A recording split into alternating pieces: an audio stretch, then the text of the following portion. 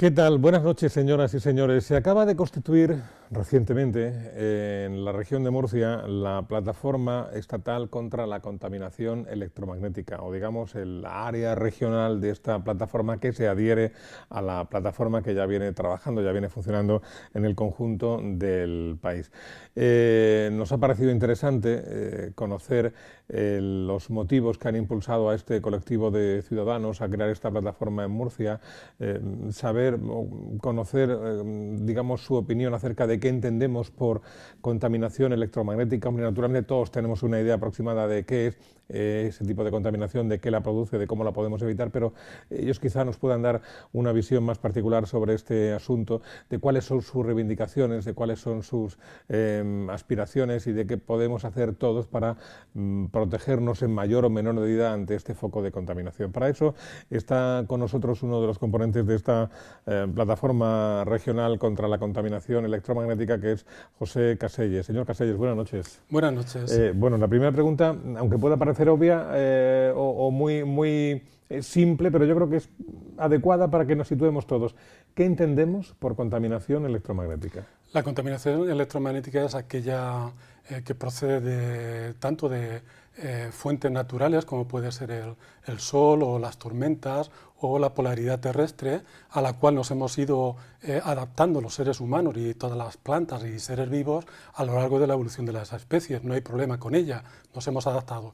El problema es cuando se están introduciendo nuevas fuentes de radiación electromagnética a las cuales el ser humano y todos los seres vivos no están adaptados, y cuando sobrepasan ciertos niveles pueden dañar el funcionamiento biofísico de todos los seres vivos. Entonces, entre las fuentes nuevas que se introducen, y las cuales ya se conocen de hace muchas décadas, están las de, por supuesto, las ionizantes, como los rayos gamma, los rayos X, pero luego también hay otras que no son ionizantes, es sobre todo a la que nos vamos a referir, que pueden tener efectos diversos, no solamente los térmicos, sino otro tipo de efectos que no han sido contemplados por la legislación, como son los de resonancia o alteraciones celulares de diverso tipo, y cada vez se encuentran más. Estas fuentes nuevas, podríamos hablar de fuentes en las cuales no tenemos una intervención directa, sino es con movilización ciudadana, con reivindicación de nuevas legislaciones, iniciativas ciudadanas, iniciativas legislativas populares o ciudadanas o europeas, como pueden ser la red de telefonía móvil, lo que conocemos como estaciones base o antenas de telefonía móvil, tanto las comunes como las de sectores más especiales, como puede ser la policía, los sistemas TETRA o el ejército, los radares militares, pero sobre todo también otro tipo de fuentes que ya sean de baja frecuencia, como pueden ser los tendidos de la línea de alta tensión o aparatos electrodomésticos que tenemos en casa, pero a las de alta frecuencia podemos incluir muchas que estamos introduciendo en nuestros hogares. No solamente estas antenas que decía que están instaladas en los exteriores para dar cobertura, sino todas las redes Wi-Fi que también instalamos en nuestros interiores en nuestras casas y en nuestros espacios donde trabajamos, los teléfonos inalámbricos de base fija, los famosos DE, sobre todo la primera generación, es muy delicada, muy peligrosa por los niveles de radiación que emiten las 24 horas del día. Tenemos, por supuesto, el uso del móvil habitual, los smartphones, las tablets, la wifi, como decía, dentro de casa, pero también los monitores de bebé, los microondas, los cascos para escuchar música inalámbricos, o mandos a distancia de videojuegos, como puede ser los inalámbricos de la PlayStation o de la Xbox, por citar juegos que habitualmente muy conocidos por todo, y otros muchos que podemos citar. Es este tipo de fuentes las que normalmente no tenemos conciencia de ellas, pero que emiten en frecuencias en torno a los 2,4 gigahercios, estamos ya a una densidad de potencia muy alta. Podemos decir que un router Wi-Fi, el cual emite como emisor, y luego nuestro ordenador conectado a él, son dos fuentes, una que demanda y otra que emite, que van sumando unos niveles de radiación que pueden alcanzar perfectamente a escaso distancia, medio metro, un metro de nuestros cuerpos, pues perfectamente a 2,4, 2,5 GHz, en torno a 20.000 microvatios metro cuadrado. Eso es una radiación muy elevada, evidentemente no es biocompatible, aunque está dentro de lo establecido por nuestras normas, por nuestras leyes, en concreto el Real Decreto 1066 de 2001, sin embargo, estudios que han ido apareciendo posteriormente advierten que esos niveles pueden hacer daño a la salud, pueden tener consecuencias adversas a la salud. Y es sobre ello sobre los que hay que tomar conciencia. Y luego hay otro tipo de fuentes más recientes, porque de este segundo grupo estamos hablando, o de todo este conjunto de fuentes, estamos hablando de 15, 20 años, especialmente los 10 últimos años, donde han incrementado muchísimo y se ha disparado todas las prendas que llevamos, monitores para bebés, etcétera. Pero luego en los últimos años se han estado instalando, y están todavía en proceso, otro tipo de fuentes que son los contadores inteligentes. Los de luz, que combina PLC con Wi-Fi, con lo cual el PLC ensucia, lo que se dice en el argot, la red eléctrica y convierte un campo eléctrico en un campo electromagnético mucho más peligroso, pero luego también los de agua, los de gas, los de calefacción incluso, que irían o funcionarían con repetidores Wi-Fi, con lo cual incrementamos, multiplicado por miles o millones de aparatos en un ambiente que ya está extremadamente contaminado. Eso, los estudios que se han hecho, se ve claramente como hace aproximadamente una década, 2005, 2006, empieza a dispararse por niveles muy por encima de lo que en 2007 se consideró biocompatible de alguna manera por uno de los estudios independientes más internacionales, el estudio Bioinitiative, que venía a decir que a partir de 1000 microvatios por metro cuadrado, hablo de metro cuadrado, en exteriores, y a partir de 100 microvatios por metro cuadrado en interiores, hablábamos de densidades de potencia peligrosas para el organismo.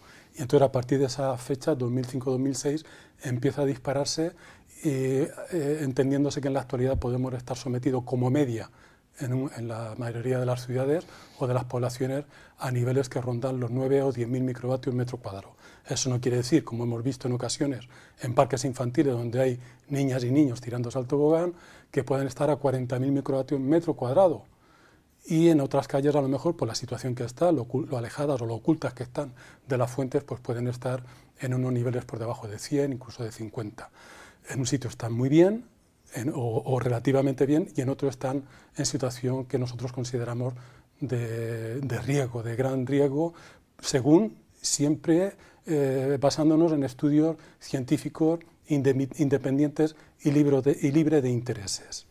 Hay que dejar esto muy claro, porque hay una controversia científica y hay quien apunta a negar esto, a decir no, los límites pueden ser muy superiores, y eso es lo que derivó en la legislación actual que tenemos, pero hay otros informes científicos, hablamos ya de más de 25.000 estudios, algunos de ellos metaanalizados, contrastados, replicados, podemos hablar en torno a estos unos 5.000, que te están diciendo lo contrario. Cuidado, que estamos creando una situación muy peligrosa, y de ahí, por ejemplo, a final del año 2015, hace pocos meses, hubo un llamamiento científico internacional de más de 200 especialistas en esta materia, en bioelectromagnetismo, la mayoría, llamando a la urgencia, a actuar urgentemente a las Naciones Unidas y a la OMS, diciendo esto es insostenible, esto puede acarrear un coste en salud, incluso en vidas humanas, y como consecuencia también un coste económico muy grande.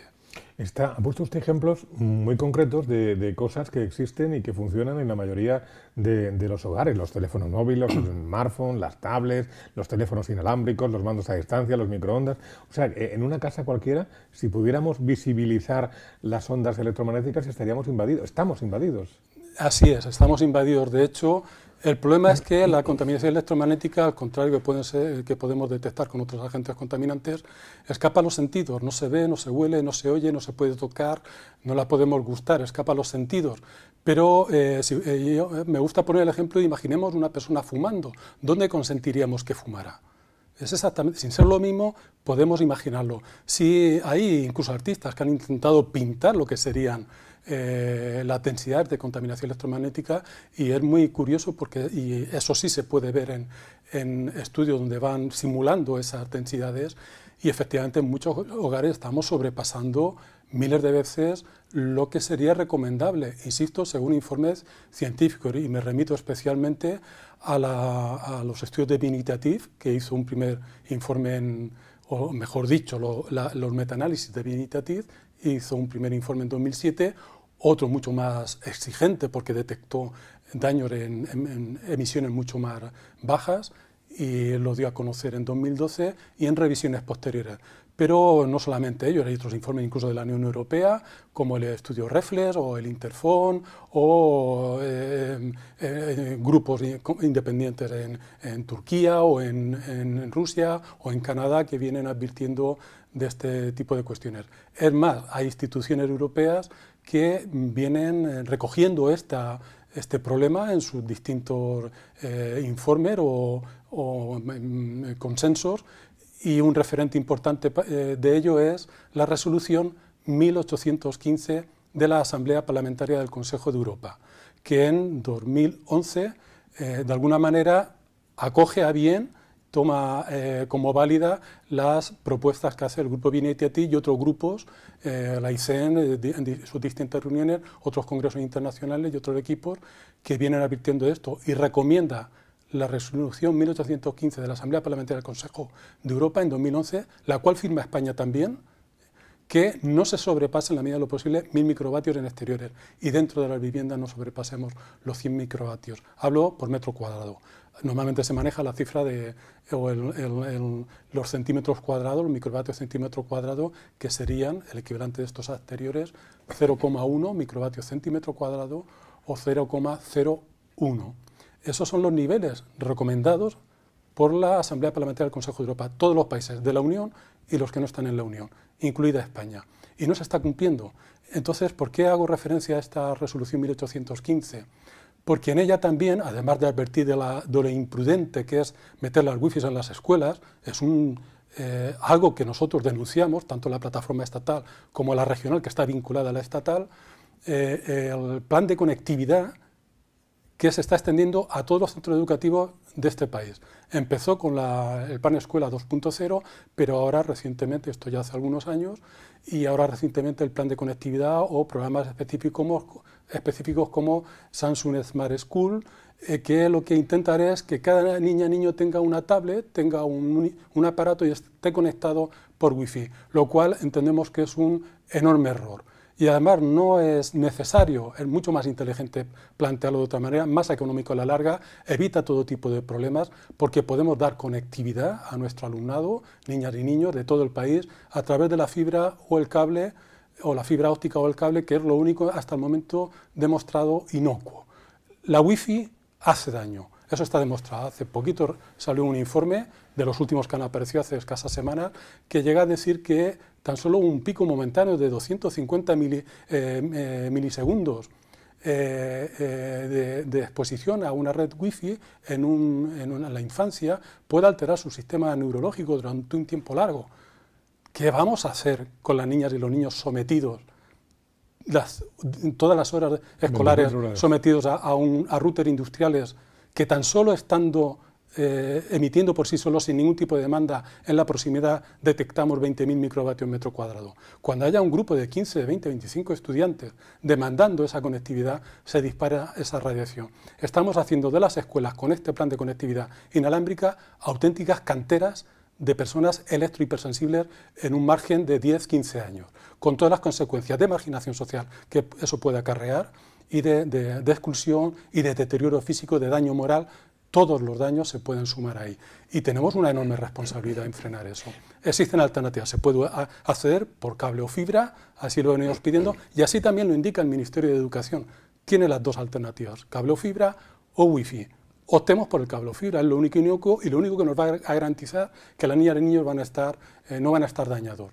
Y ahí, desde luego, desde la plataforma hacemos un llamamiento a toda la ciudadanía, especialmente a las madres y padres, a que velen por la protección, que no renuncie al instinto de protección de la vida de sus hijos. Depende exclusivamente de su responsabilidad proteger lo que suceda en los cuerpos de sus hijos. Y ahí tenemos que la sociedad, sobre todo las madres y padres, pero el conjunto de la sociedad, tenga una descendencia, protegerla. ¿Qué podemos hacer en casa, por ejemplo? ¿Qué podemos hacer en un hogar? ¿Renunciar, por ejemplo, al wifi, utilizar el cable? Porque lo que, no sé, dígamelo usted, se me antoja complicado, es que demos la espalda a los nuevos desarrollos tecnológicos que forman parte de nuestra vida cotidiana. ¿Cómo lo podemos hacer? ¿Cómo podemos hacer compatible las dos cosas? No se trata de dar la espalda a nada, no se trata de renunciar a los avances, de renunciar a la conectividad, de renunciar a todo lo que nos ofrece Internet de manera saludable, ¿no? Sino de evitar todo aquello que, ofreciéndome lo mismo que tengo por otras vías, me puede hacer daño. Yo puedo acceder a Internet perfectamente, así lo hago en mi casa. Yo a mis hijos, a mi hija y a mi hijo, ellos no usamos wifi, como no usamos teléfonos inalámbricos de base fija, usamos el teléfono tradicional de toda la vida, tenemos varios puntos en casa y podemos hablar perfectamente preservando nuestras conversaciones. A Internet accedemos a través exclusivamente de la conexión por fibra o cable. Un cable JR45 es el que usamos, que trasladamos desde la conexión por telefonía al router y del router al ordenador por el cable. Es que yo realmente me asombro cómo a veces me invitan en casas para analizar la situación o ver si podía estar daño y veo que tienen la wifi conectada y el ordenador a medio metro del router. Y digo, ¿qué haces con la wifi? Radiando y tus hijos por aquí. ¿Por qué? Pon un cable, necesitan medio metro de cable, es más estable, nadie te va a robar la señal incluso. No tiene tanto problema no vas a tener tanto problema de navegación y encima vas a proteger tu salud y la de tu familia y la de los vecinos, porque no olvidemos que esto tiene un rango de acción de 70 a 100 metros, depende de la potencia, igual que los teléfonos inalámbricos, que alcanzan hasta 150, 200 metros. Ya no solamente nos dañamos, sino que estamos dañando a nuestros vecinos. Y ahí eso ya no es justo de ninguna manera, ni que nos dañemos ni al resto. Puedo conectar, podemos trabajar en una salida de router normal, podemos tener 4 salidas, con lo cual 4 personas pueden trabajar. Pero si necesito más, puedo enganchar un switch y darle a otras tantos. Mis hijos, si quieren trabajar, o van sus amigos, pueden trabajar hasta 7 personas con un solo router conectado. ¿Por qué nos vamos a dañar? Ese es un ejemplo. El microondas, pues yo pediría que no, la mayoría de los microondas que podemos medir radian, muy pocos guardan la estanquidad, no están protegidos.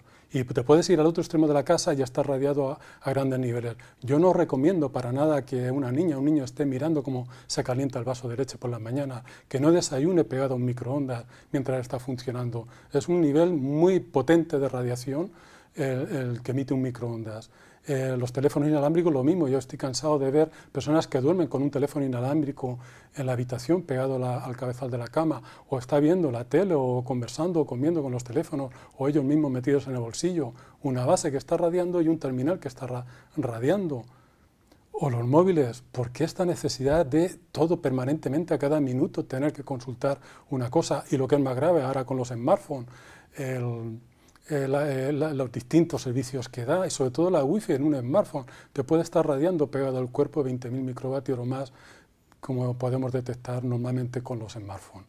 Al margen de que el móvil o el smartphone que adquiera tenga más o menos aquello que es lo único que regula la ley, que es la tasa de absorción específica, el SAR. Nadie va cuando va a comprar un smartphone y pregunta qué SAR tiene, pregunta otro tipo de cosas, pero a veces ni siquiera el dependiente, la dependienta sabe lo que es el SAR, y es el nivel, el número de vatios por kilo, la cantidad de vatios kilo que mi cuerpo va a absorber. Una persona que llama con mucha frecuencia al móvil, se lo pega a la cabeza, pues puede que eso, la diferencia del SAR, a la larga puede suponerle un problema serio. Y ahí podemos hablar de todo tipo de efectos que pudieran tener las radiaciones electromagnéticas en el organismo. ¿Existe consenso en la comunidad científica acerca de eso que está usted diciendo ahora? Podemos decir que en la comunidad científica hay controversia, hay 2 posturas, unas que son de alguna manera negacionistas del daño. Nadie de este grupo negacionista dice que la radiación electromagnética es inocua, solamente se limitan a decir que no han encontrado los efectos. Pero sin embargo hay otro sector importante, que ya se acerca al 60-70% de la investigación, que dice que se han encontrado los daños y que normalmente son equipos investigadores independientes, para nada vinculados a las compañías de telefonía o productoras de este tipo de aparatos, ¿no? Con lo cual generan bastante credibilidad. Y están ahí, encima están contrastados, están replicados y cada vez es más creciente. Es cierto que y esto lo advierte la misma resolución 1815 de la Asamblea Parlamentaria del Consejo de Europa, que la presión de los lobbies es terrible, está condicionando todo. Hace pocos meses se tumbó un dictamen magnífico que iba en apoyo en el comité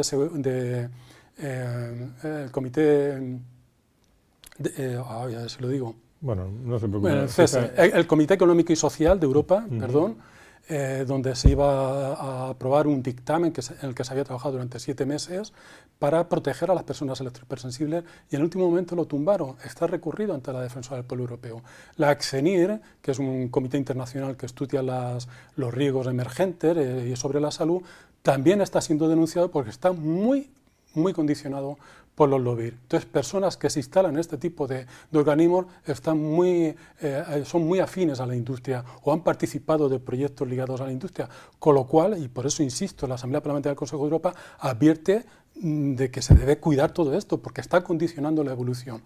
Y muchos equipos internacionales de investigadores en este terreno se están viendo muy mermados en sus capacidades, en la elaboración de proyectos, en el mantenimiento de sus subvenciones, porque se ha visto en ocasiones que se les cortan los fondos. Así pasó, por ejemplo, con el estudio Reflex de la Unión Europea, que en cuanto empezó a desvelar informaciones delicadas, se le retiró la subvención, y lo que estaba previsto para 3 años más de investigación se cerró. Estaba pensando ahora, mientras le escuchaba, en un artículo de prensa que leí el otro día que hace referencia a una nueva tecnología que está ya desarrollada, va a empezar a extenderse dentro de muy poco tiempo, que le llaman la tecnología LiFi, seguramente usted ya lo conocerá mucho mejor que yo, que va a dejar seguramente al wifi poco menos que fuera del mercado, y mediante la que a través de la luz de las nuevas lámparas LED se va digamos, a propagar la señal inalámbrica a una velocidad muy superior a la de las wifi, con lo cual el problema, entendemos, el problema del que estamos hablando se va a agravar muchísimo.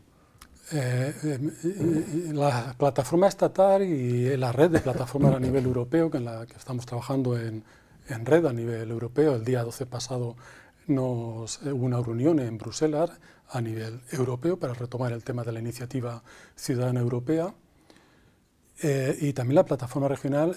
Damos la bienvenida a cualquier alternativa, siempre y cuando sea realmente inocua, no haga daño. Sabemos que la LiFi está ahí, dentro de las alternativas, pero no conocemos del todo los efectos. Sabemos que está ligada también necesariamente a la luz, a estar expuesto a focos de luz, con lo cual implica otro tipo de trastornos. Sabemos que los LED tienen una consecuencia también sobre la retina y sobre otro tipo de efectos biológicos.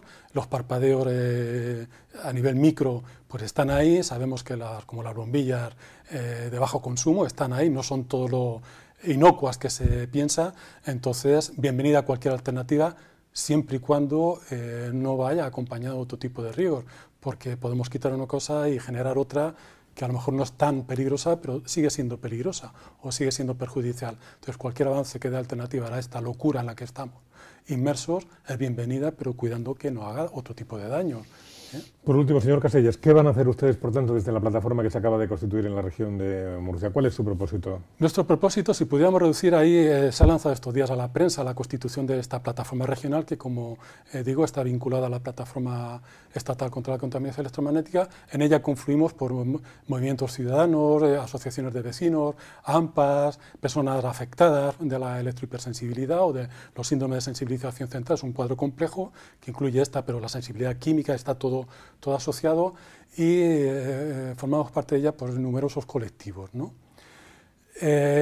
Si pudiera sintetizar esos 10 aspectos que recogíamos en lo que trasladábamos a la prensa, pues sería básicamente invitar a la población a que reduzca los niveles para que proteja su salud, la de los suyos y la de los vecinos. Es la regla de oro, hacer cumplir la regla de oro, que tanto nos estamos olvidando de ella. Trata a los demás como te gustaría que te trataran a ti. No hagas daño a otros si a ti no te gusta que te lo hagan. Y hay personas que se ven muy agredidas por esto. Hay cada vez más personas electrohipersensibles que, y desgraciadamente conozco muchos casos, no pueden salir a la calle, no pueden llevar una vida social. Son canarios de las minas, nos están advirtiendo que algo serio está sucediendo, y a la vez son enfermedades centinela, nos dice, ojo, cuidado con esto. Pero en este momento son personas que lo están pasando muy mal.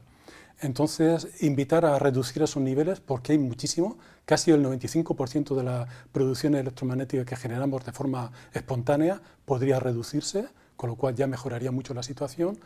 Por otro lado, exigir una legislación mucho más proteccionista.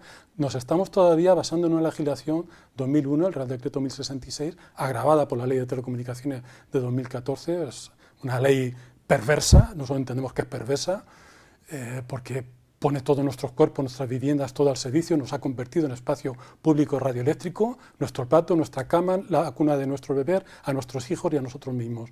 Y entonces todo se ha convertido en espacio público radioeléctrico. Pueden atravesar nuestros cuerpos y nuestras viviendas. Entonces, exigir una legislación más acorde a la realidad, por supuesto mucho más proteccionista y que se ajuste a lo que se conoce y viene pidiendo desde la conferencia de Río en el año 92, lo que es el principio de precaución.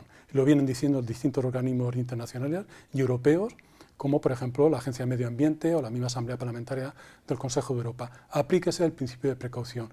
Algo no es necesario que llegue a demostrarse totalmente los posibles riesgos, con que hayan indicios, y ya no solamente tenemos indicios, tenemos evidencias, es suficiente para aplicar un principio de precaución. Eso es lo que pedimos, cambiar la ley. Pedimos también, por supuesto, a nivel educativo, olvidarnos de este plan terrible de conectividad inalámbrica. Hay alternativas, no pasaría nada, no vamos a dejar de ser personas que vamos acordes al progreso y al acceso a Internet, pero podemos hacerlo de otra manera. Entonces, reducir, concienciar, educar a la población, educar a nuestras niñas y nuestros niños a que no vean esto algo así alegre, que esto tiene sus consecuencias, y comprometerse. También invitamos a comprometerse. Esto no se mueve solo, esto se mueve porque hay personas que dan mucho tiempo de su vida a crear conciencia. Fíjese que desde lo que ha dicho, la educación a los más pequeños quizás sea lo más interesante, porque se me antoja que cambiar los hábitos de una sociedad que ya está enganchada a este estado del bienestar tecnológico, a mí se me antoja muy difícil, señor Casellas. Es muy difícil porque esto es parte de la perversión a la que hemos caído, ¿no? Porque se ha creado una dependencia tal, lo maravilloso de estar conectado donde quiera del planeta, con apretar un botón, eso genera un enganche. Lo maravilloso que es poder conectar con mis amigos 24 horas del día, no solamente cuando termino de verme, sino luego en casa, y estar totalmente relacionado. Todo eso es tan fantástico, tan maravilloso, pero a un precio terrible. Sí. Mire, yo le había... hace poco salió una noticia, por ejemplo, los empleados de Silicon Valley, de Google, sus hijos no ven una tablet, no ven un móvil hasta después de los 13 años. Ellos acuden a escuelas Waldorf, ellos tocan el agua, tocan la arena, se suben a los árboles, corren. Y nosotros lo que queremos es renunciar a eso, porque ellos lo tienen muy claro, potencian esto, pero sus hijos no consienten que vayan a esto. Algo te está diciendo. Ese hecho nada más debería hacernos pensar. Francia, por ejemplo, ha sacado hace poco una legislación que está prohibiendo la publicidad a la infancia y que está prohibiendo la conexión inalámbrica hasta ciertas edades. Rusia intenta prolongar, igual que aquí el tabaco y el alcohol, que accedan a los móviles o a la tecnología inalámbrica hasta los 18 años. Hay pediatras de aquí, de Murcia, que están invitando a eso. No den a sus hijos hasta los 18 años un móvil. Lo dicen pediatras ambientalistas de muy reconocido prestigio. Los grandes expertos, aquí en España hace poco, en una mesa de debate, controversia y debate que organizó la Real Academia de Medicina y Cirugía, se planteó este tema. Y a ella se invitó al catedrático de electromagnetismo de la Politécnica de Cartagena y director de Cartagena, perdón, no, de la Politécnica de Madrid, y director del Laboratorio de Bioelectromagnetismo, una de las figuras principales en este terreno, y dejó muy claro aquí en Murcia, fue invitado por la Real Academia, de los riesgos que esto conlleva, de que no es cuestión de basarse exclusivamente en el efecto térmico, de que esto es acumulativo, que lo que ahora parece que no nos hace daño, dentro de unos años nos saldrá, como quien toma el sol en ciertas edades de su vida, al cabo del tiempo le sale la mancha o le sale el cáncer. Esto es así, y no lo queremos reconocer. Estamos tan cegados, como apuntaban hace un momento, ante toda esta ilusión tecnológica y luego tan condicionada por las subvenciones que vienen de Europa, por los proyectos de ahora hay que hacerlo rápido porque, o si no perdemos las ayudas, y esto no es buen camino, no es buen camino. Como decía Machado, cuidado con tomar el mal camino, que más nos desvía cuanto más lejos nos lleva. Es muy interesante. Tarea compleja, desde luego, la que tienen ustedes por delante, pero sí. imagino que ustedes mejor que nadie lo saben y que no están dispuestos a desfallecer a la primera. Señor Caselles, José Caselles, de la plataforma contra la contaminación electromagnética de la región de Murcia, muy amable, muchas gracias y hasta una próxima ocasión. Muchísimas gracias a ustedes, a ti, José. Hasta otra ocasión. Gracias también a ustedes por seguirnos y nos encontramos, si lo desean, el próximo día aquí en Televisión Murciana. Buenas noches.